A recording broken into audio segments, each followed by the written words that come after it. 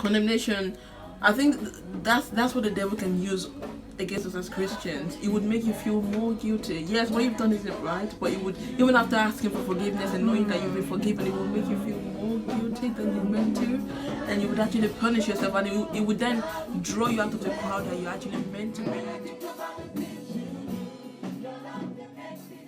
Okay, so I'll be sharing the second part of Sister Shewa's story today, and my sister will be, giving us small advice from, experiences and, just life in general. And she's someone that I go to when I need advice as well, apart from God. It's good to have sisters that can give you solid advice. Yes. So, a catch up from the last story. If you haven't watched it, it's part of the videos. It's the last video I did.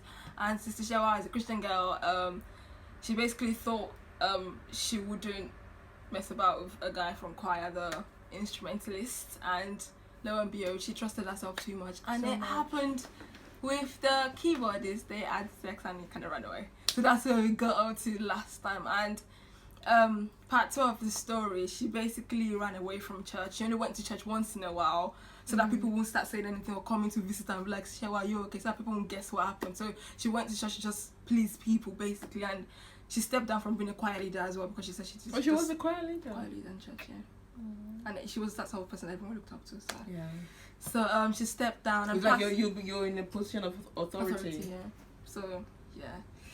So pastor's wife was sort of noticing changes in her. She was wearing baggy clothes as well, and she wasn't feeling too well because she wasn't even eating properly. It was just, her life just sort of went down the drain, and she didn't even call home. She was just so disappointed in herself. But pastor's wife kept on noticing that there was something wrong, because Shewa was that sort of girl that she sort of looked after. So she would be telling Shewa that, come and see me whenever you're free, but Shewa would run away because she didn't want to talk to pastor's wife at all. And even God was telling Shewa sometimes as well to go to pastor's wife, and she would tell God that no, I don't want to speak to her, because she would be so ashamed of me as well. Like condemning herself. Yeah, she was condemning herself, yeah. So it was very sad. But then but they came back home during the holiday. And obviously because he didn't see Shewa in church one Sunday, he went to see her at her house to say sorry. And obviously that didn't go well again.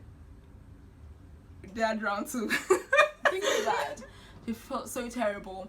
But then after all that happened, she actually stopped going to church this time around. The pastor's wife came to her house to see her on one beautiful day, and because she was looking very pale and ill, she took her to the hospital and she did the test.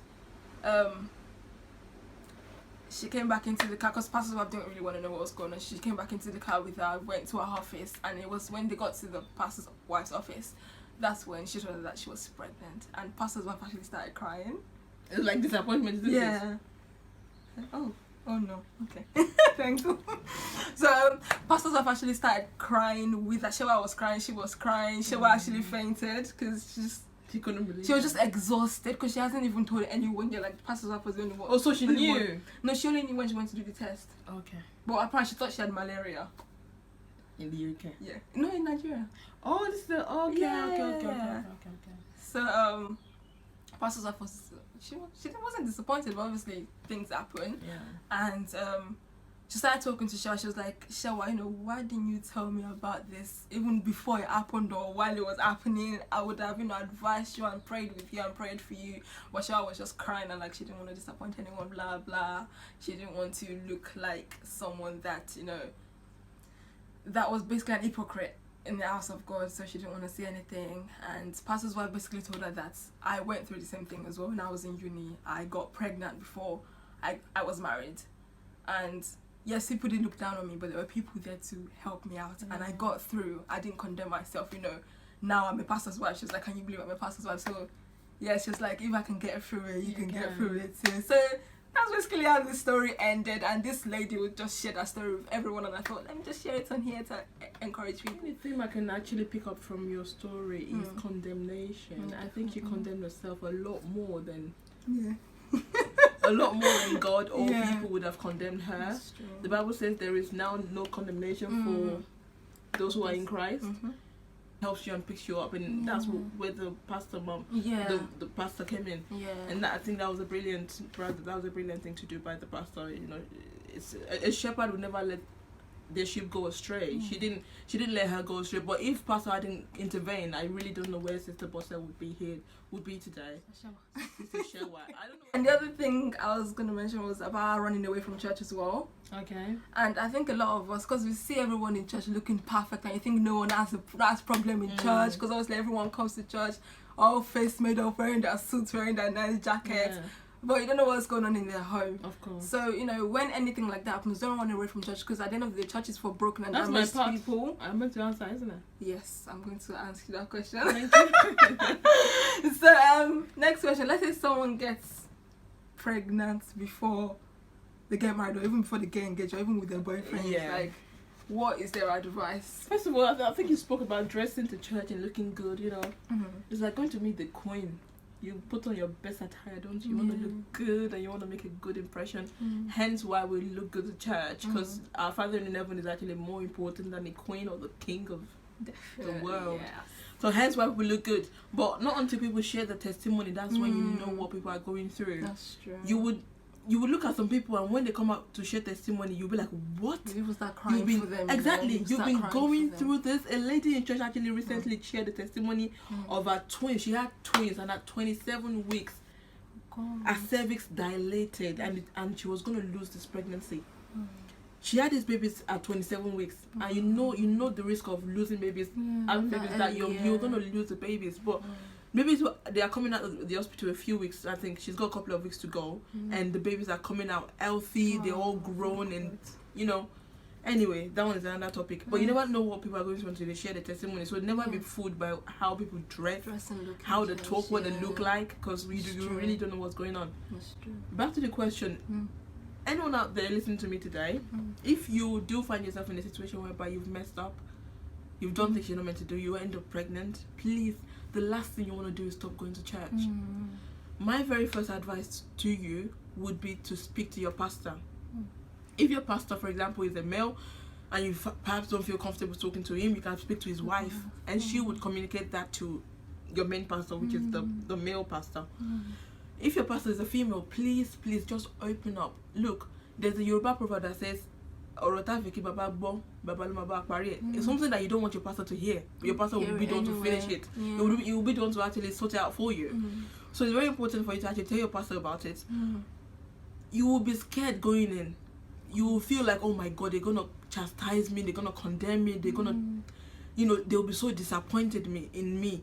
But you leave all that feelings aside and focus on the life you're about to bring into the world. Trust me, your pastors know the importance of bringing a life into the world. They wouldn't give you an advice like go and commit an abortion or get rid of the baby. No, they would actually give you practical solutions to what you're going through. So the last thing you want to do is run away from your pastor or your pastor missus. Please go and talk to them.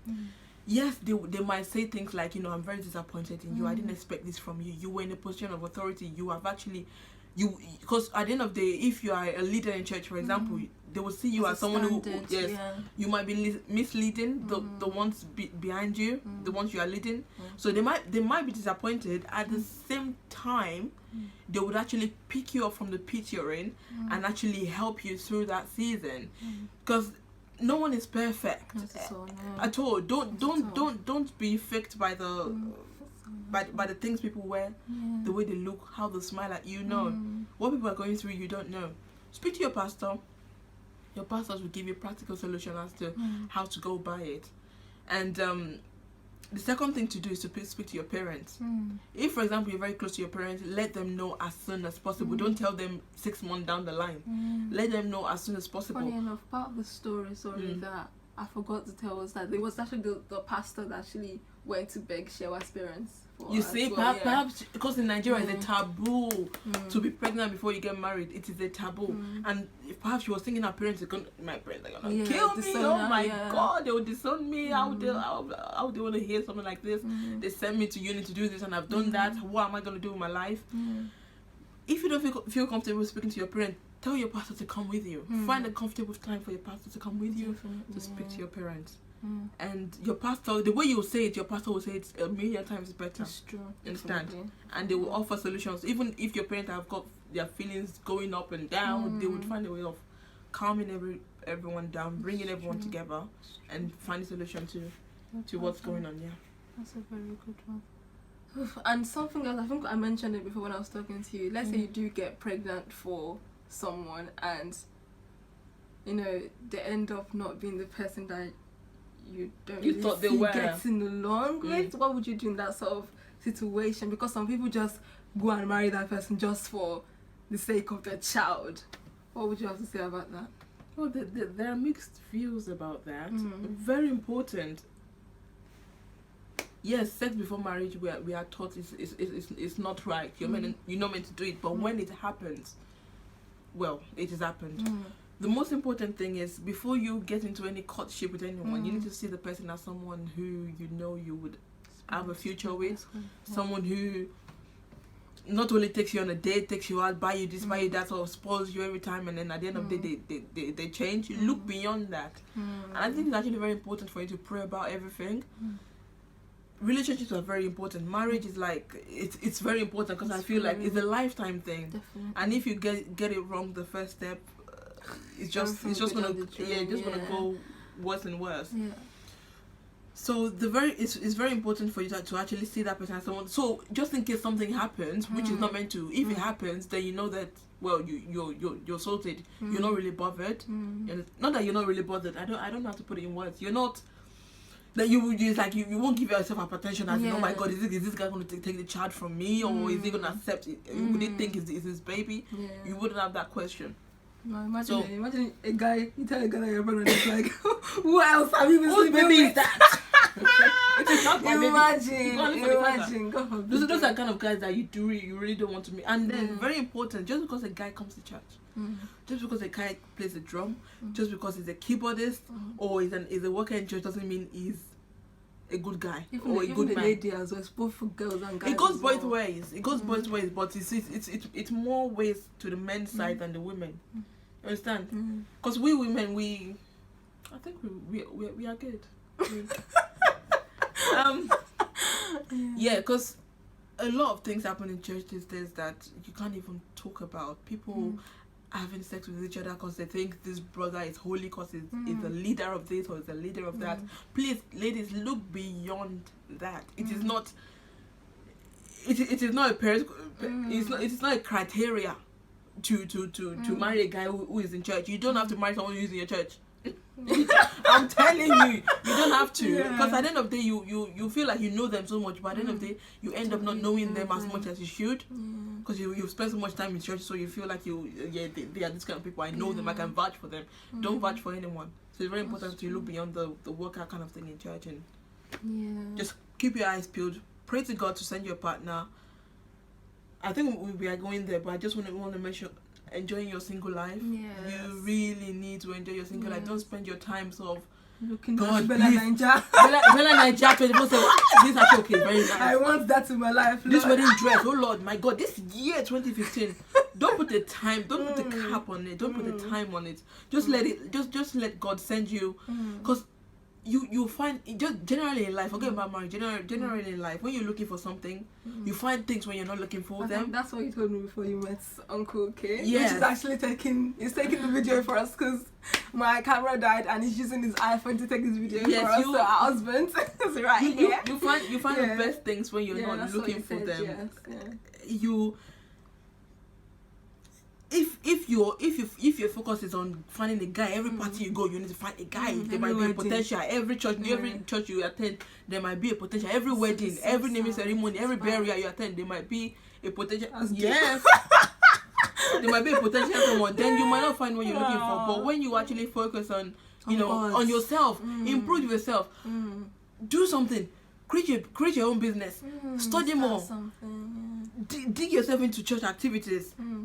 They're so, trust me, before you know it, a year has gone by. You haven't even thought about. Get busy. La la la. Get busy. I don't know.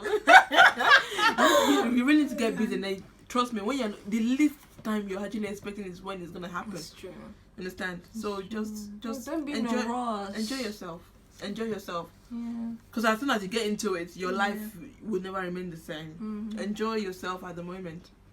where you are, enjoy every stage of your life. It's very important, because you don't want to look back and say, oh, the past few years I've actually been worrying about getting someone. What have I done with my life within those 2 years? Nothing. Sad. Don't waste your life, my dear. Wow.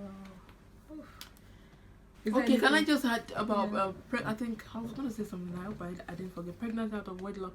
Okay, I think I didn't really touch on the subject. If the guy is, for example, not accepting of the fact that you're pregnant, well, sis, there isn't much you can do, because you can't force a guy to marry you. That is the worst. That's the last thing you want to do. Yeah.